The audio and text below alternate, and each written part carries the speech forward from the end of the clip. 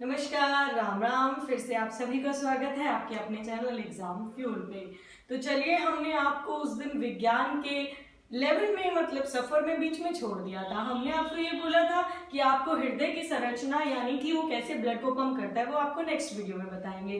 तो चलिए फिर ब्लड वेसल्स को कोरिलेट करते हैं अपने उसी टॉपिक के साथ। तो आज हम अपने हृदय के बारे में पढ़ने जा रहे हैं कि कैसे वो ब्लड को पंप कर रहा है, यानी कैसे बॉडी से जो गंदा खून है, जो डीऑक्सीजनेटेड ब्लड है, वो लंग्स के पास जाके प्योरीफाई होने वाला है। तो बिल्कुल अलर्ट हो जाइए और जरूर समझें इसको बहुत अच्छे से, क्योंकि एग्जाम में जो क्वेश्चन अराइज होते हैं वो यहीं से होते हैं कि पल्मोनरी आर्टरी, पल्मोनरी वेन का फंक्शन कौन है, ये गंदा डीऑक्सीजनेटेड ब्लड ले जा कौन रहा है, ऑक्सीजनेटेड कौन लेके जा रहा है। तो मेन फंक्शन यहाँ पर है। हार्ट का डायग्राम एग्जाम में बनाने को नहीं आता, आपको फ्लो चार्ट के थ्रू हम इसलिए इजीली समझाने वाले हैं। तो देखिए, अब आते हैं सबसे पहले आपको शुरुआत कहाँ से करनी है। तो शुरुआत हम करेंगे बॉडी से। ठीक है, हमारा जो फर्स्ट लेवल रहेगा वो बॉडी रहेगा कि हमारी जो पूरी बॉडी है, अब उसके अंदर ऐसा ब्लड है जिसमें ऑक्सीजन की मात्रा कम हो गई है, यानी अब वो कैसा हो गया, उसमें CO2 डिफ्यूज हो गई है, और CO2 डिफ्यूज होते ही वो ब्लड कहलाता है डीऑक्सीजनेटेड ब्लड। अब वो डीऑक्सीजनेटेड ब्लड हमारे शरीर से हमारी बॉडी के थ्रू कहाँ जा रहा है। देखिए,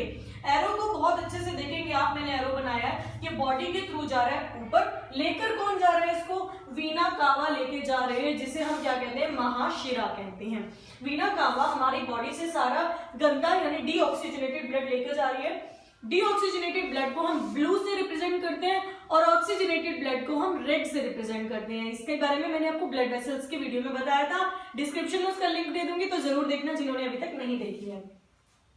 वीना कावा के थ्रू अभी आगे जा रही है, कहां पे, ये डीऑक्सीजनेटेड ब्लड जा रहा है सीधा, ये एरो देख रहे हैं आप, ये जा रहा है राइट एट्रियम में। ध्यान दीजिएगा, सारा डीऑक्सीजनेटेड ब्लड वीना कावा के थ्रू जा रहा है राइट एट्रियम में। लेकिन आपको ये नहीं मालूम कि राइट एट्रियम राइट वेंट्रिकल है क्या, तो सबसे पहले आपको बताते हैं। कल मैंने आपको मतलब जो लास्ट वीडियो हमारी राइट ब्लड वेसल्स, उसमें मैंने आपको बताया कि हमारे हार्ट के मैमल्स और ह्यूमन बीइंग में 4 चैम्बर्स होते हैं, यानी कि 4 खंडन किए गए हैं, अलग अलग भाग हैं।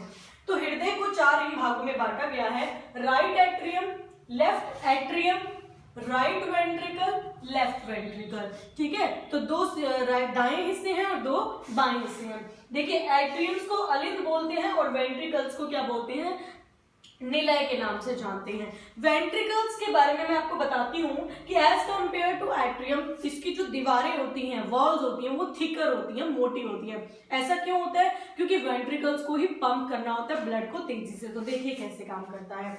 जब ये गंदा ब्लड राइट एट्रियम में गया, देखिए राइट एट्रियम में जाता है सबसे पहले, तो सेकेंड पार्ट राइट एट्रियम हो गया। राइट एट्रियम के बाद देखिए, अब ये पूरा किसके अंदर ब्लड है, ये रिलैक्स हो गया। अब ये क्या करेगा, धीरे धीरे सारा ब्लड किसको देगा, आरवी को देगा, यानी राइट वेंट्रिकल को। अब देखो, मैंने आपको बताया हार्ट की पंपिंग हो रही है, तो जब वो ऐसे अपने आप को कॉन्ट्रैक्ट करेगा, जैसे हम क्या है चटनी निकालते हैं ना थैली में से, तो हमने छेद किया और उसको दबाना शुरू कर दिया, तो ऐसे ही कॉन्ट्रैक्शन हुई, राइट एट्रियम ने कॉन्ट्रैक्ट किया और राइट वेंट्रिकल ने अपने आप को रिलैक्स किया, क्योंकि अब उसके अंदर वो फिल हो रहा है ब्लड। ठीक है, तो ये राइट एट्रियम से किसमें गया, राइट वेंट्रिकल में। थर्ड पार्ट ये हो गया।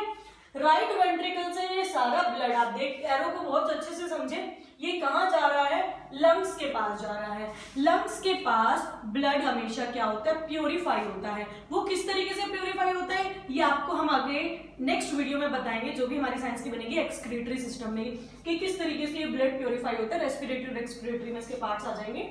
तो लंग्स में ये ब्लड प्योरीफाई हुआ। प्योरीफाई होने के बाद क्या होगा, पल्मोनरी वेन, जो ये गंदा ब्लड लेकर आई थी, ये लेकर आई थी पल्मोनरी आर्टरी। ठीक है, और पल्मोनरी वेन वो वाला ब्लड जिसमें अब ऑक्सीजन युक्त है, यानी कि ऑक्सीजन युक्त O2 ब्लड, O2 रिच। ठीक है, O2 रिच आप देख पा रहे हैं, कहाँ आ रहा है ये आ रहा है लेफ्ट एट्रियम में। तो हमारा फोर्थ पार्ट क्या हो गया, लेफ्ट एट्रियम। फिर वही यहाँ पे, अब तो ये भर गया, रिलैक्स हो गया, फिर ये अपने आप को निचोड़ेगा, दबाएगा, कॉन्ट्रैक्ट होगा और रिलैक्स किस में जाके होगा, LV यानी कि लेफ्ट वेंट्रिकल में। तो 5वां स्टेप हमारा ये हो गया। ठीक है, तो इसको लेके कौन आ रहा है, पल्मोनरी वेन आ रही है। उसके बाद ये ब्लड वापिस महाधमनी, जिसे हमने अओर्टा बोला, महाशिरा हमारी वीना कावा जो डीऑक्सीजनेटेड लेके आ रही है, और ऑक्सीजनेटेड जो कि क्या है, अओर्टा है, वो क्या करेगी, वापस से हमारे बॉडी पार्ट में वो सारा ब्लड पंप आउट कर देगी। 5 मिनट के बाद आयोटा लेके आई, फिर से 6th पार्ट कौन हो गया, बॉडी हो गया। तो होगी ना साइकिल कंप्लीट हमारी। ठीक है, तो ये बॉडी से ही शुरू हुई और बॉडी पे ही खत्म हुई। अब देखते हैं कि अब बहुत सारी ऐसी चीजें हैं कि चैम्बर्स के बीच में जो मैंने डिस्कस नहीं करी, तो आते हैं वापस। आप ये देख पा रहे हैं कि मैंने हार्ट को इन 4 चैम्बर्स में बांटा है, तो इसके बीच में ये जो गैप है ये एक डिवाइडिंग वॉल है, मतलब ये इसको सेपरेट कर रही है। इस डिवाइडिंग वॉल को क्या कहते हैं, तो देखिए इस डिवाइडिंग वॉल को बोला जाता है सेप्टम। ये क्वेश्चन आता है, मोस्ट इंपॉर्टेंट पार्ट है ये कि ये जो हार्ट के चैम्बर्स अलग अलग हो रहे हैं, तो इनके ये वाला जो पार्ट है जो एट्रियम्स और वेंट्रिकल को राइट और लेफ्ट वाले हिस्से को अलग अलग करता है, ध्यान रखना राइट और लेफ्ट वाले हिस्सों को अलग अलग करता है, उस वॉल को, उस डिवाइडिंग वॉल को हम सेप्टम बोलते हैं। ठीक है, उसके बाद आते हैं कि राइट एट्रियम और राइट वेंट्रिकल्स के बीच में भी तो गैप है, तो ये दीवार कौन सी है, ये जो वॉल है, ये जो दीवार है, इसे हम बोलते हैं ट्राइकस्पिड वॉल्व, ट्राइकस्पिड वॉल्व। ठीक है, इसी तरीके से लेफ्ट एट्रियम और लेफ्ट वेंट्रिकल के बीच में जो स्पेस है, तो इसकी जो डिवाइडिंग वॉल है जो इसको सेपरेट कर रही है वो होती है बाइकस्पिड। बाई मतलब 2 और ट्राई मतलब 3, ठीक है, 3 लेयर्स वाली। तो लेफ्ट एट्रियम और लेफ्ट वेंट्रिकल को जो सेपरेट करती है वो बाइकस्पिड, राइट एट्रियम और राइट वेंट्रिकल को जो सेपरेट करती है वो ट्राइकस्पिड, और जो राइट हिस्से और लेफ्ट हिस्से को सेपरेट करती है वो क्या कहलाती है, आपकी सेप्टम। ठीक है, तो आगे बढ़ते हैं। ब्लड सर्कुलेशन को, एक क्वेश्चन ये आप स्कूल लेवल पे पढ़ चुके होते हैं कि ब्लड का जो सर्कुलेशन होता है हमारी बॉडी में, this is also known as double circulation. Blood का जो सर्कुलेशन होता है, जो ब्लड का घुमाव हो रहा है हमारे पूरे शरीर में, this is also known as double circulation. तो इसका क्या मतलब है, डबल का मतलब क्या है, देखिए एक बारी ये सारा जो ब्लड है वो सिस्टमैटिक ऑर्डर में कहाँ जा रहा है, लंग्स के पास प्योरीफाई होने जा रहा है, तो इसे तो हम बोलते हैं सिस्टमैटिक सर्कुलेशन, 2 हिस्से हो गए इसके।